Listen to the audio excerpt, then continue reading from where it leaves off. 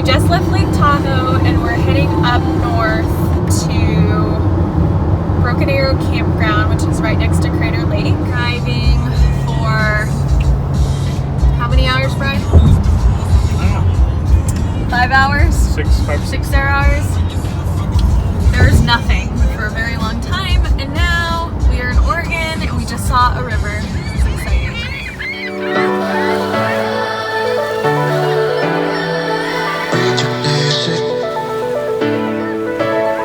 We arrived at Diamond Lake and we decided we like it better than Tahoe because there is no one here. These are the only 3 other people here at Lake Diamond. It's right next to Crater Lake. It's beautiful. Don't you agree? Very pretty. You think it's better than Tahoe? So far. I don't want to, hurt any Tahoe feelings over there. I know, it's true.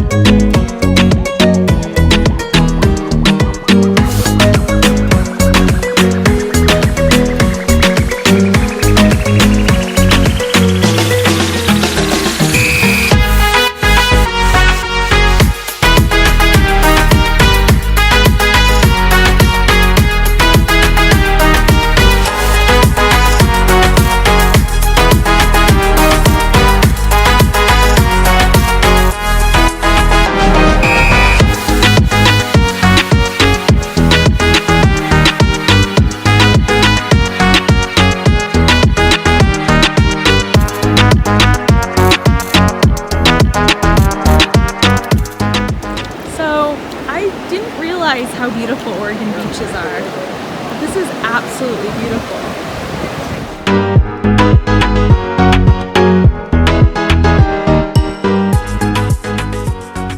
We're heading over to the Lighthouse. And then that is where our campsite is. You can't even really see it. It's past the jetty. There's Brian.